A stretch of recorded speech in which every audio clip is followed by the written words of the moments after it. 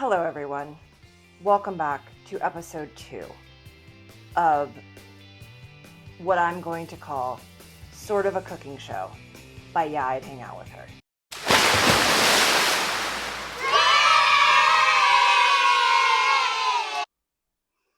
Thank you for joining me.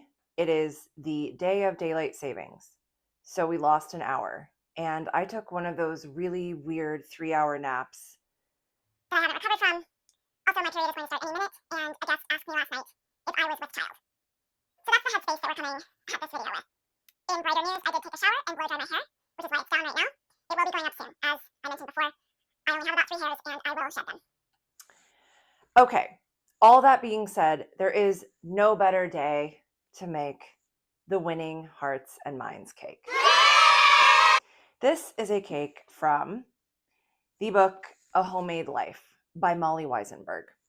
Molly is an incredible writer and has been on the internet and in the blog space for a very, very long time. You might, like I was, have been a huge fan of Orangette, her food blog, which was, as far as I know, one of the first food blogs back in 2004, 5, 6. It's really what inspired me to start a blog. And this is one of her first memoirs.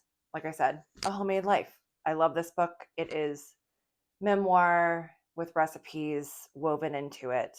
I'm a huge, huge fan of Molly's.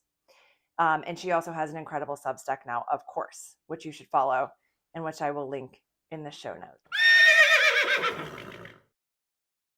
Okay. The Winning Hearts and Minds cake is essentially a flourless chocolate cake, but the best version of a flourless chocolate cake.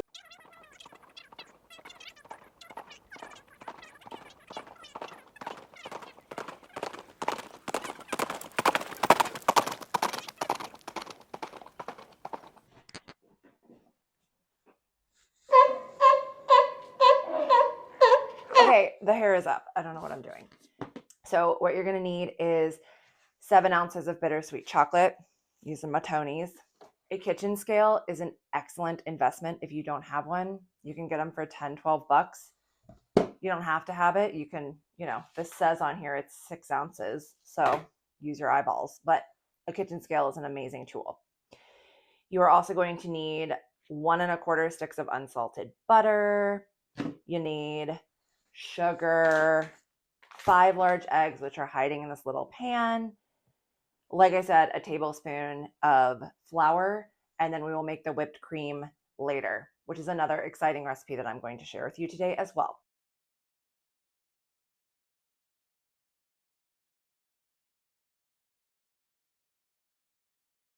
You're going to need an 8-ounce round cake, an 8 ounce. You're going to need an 8-inch round cake tin and a little bit of parchment paper to line the bottom of that with. So first step, preheat your oven. Like I forget every time.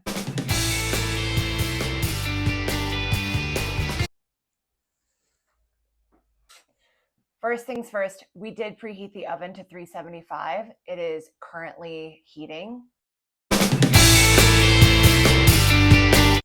This camera is moving so much. It doesn't matter. Here we go on this adventure. The next thing we're going to do is get the pan buttered and get some parchment paper down on the bottom so that it's ready to just pour the batter into once we get that ready. So, well, I'm also really messy about it. So do you? We're going to get really messy.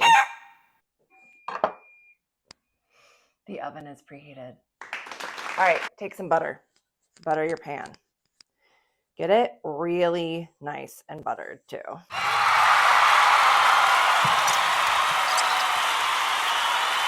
Now, you're going to take your parchment paper.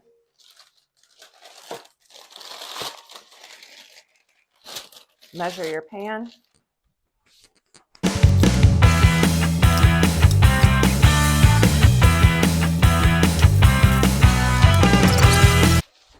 Again, using our paper towel, just evenly get that distributed in there. Okay, the pan is buttered and ready. you can just set that aside. You're going to use it in a minute.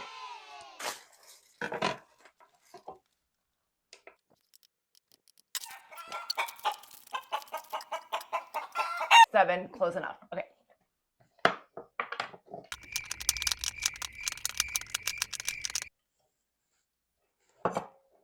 We're going to put all of that into the bowl that we're going to put on top of the double boiler.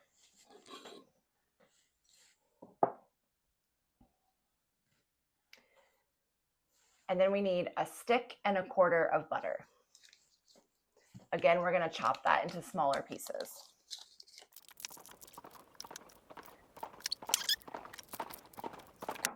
And now we're going to move to the double boiler and melt all of this together.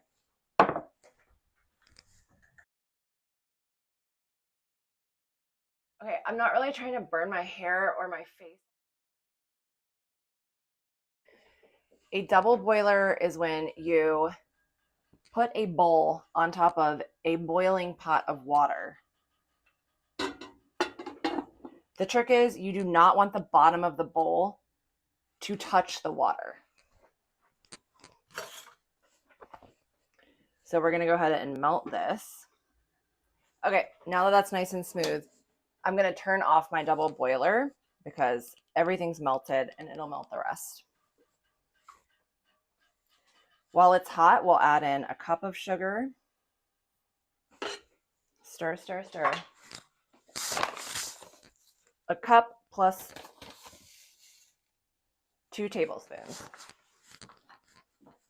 Again, stir, stir, stir. Get that nice and melted, nice and incorporated. That's good. We're going to set it aside for 5 minutes. Okay, now that we've let this cool a little bit,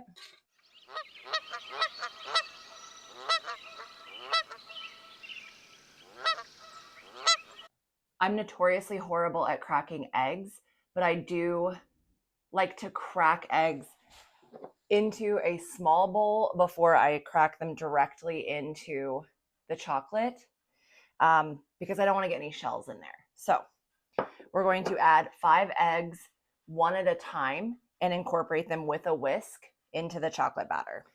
5 eggs, here we go.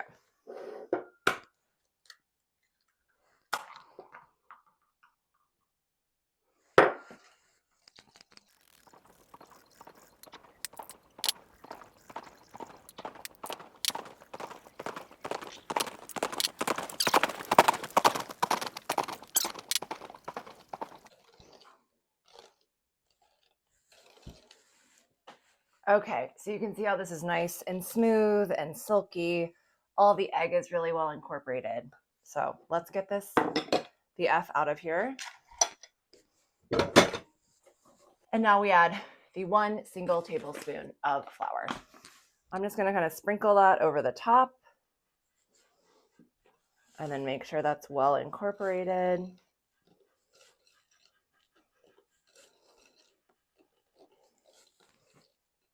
Now we're going to pour our batter into our prepared pan and put it in the oven to bake.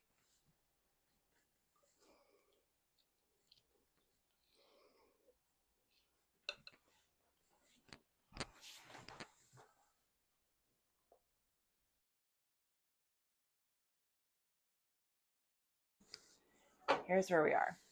She's bubbled up in the middle and she's jiggly, but she's not too jiggly. I'm going to touch it. All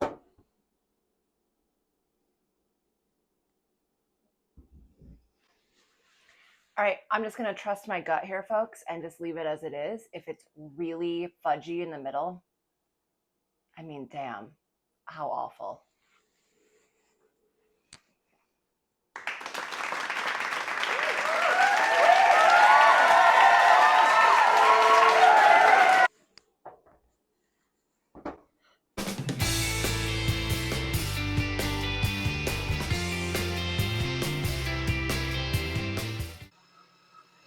Pretty much just whisk that on high until it turns into whipped cream.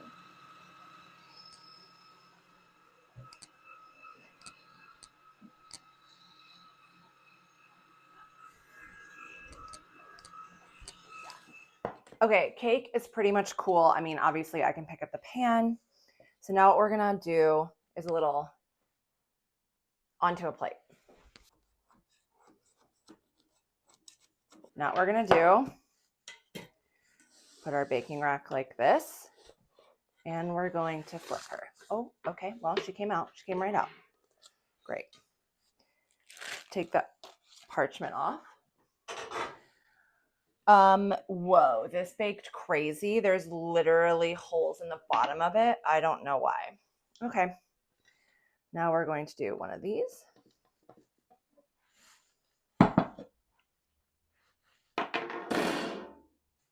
Okay, we're back. Oh my God.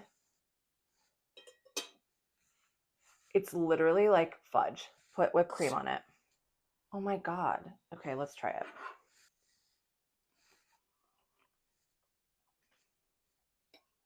Wow, this is really good. It's really, really good. Thank you for joining me for episode 2 of Sort of a Cooking Show. From Yeah, I'd Hang Out with Her. Thank you to Molly Wizenberg for being a constant inspiration to me over the years. Please check out her Substack. Get all of her books. All of her memoirs and recipes are incredible. Have a great week.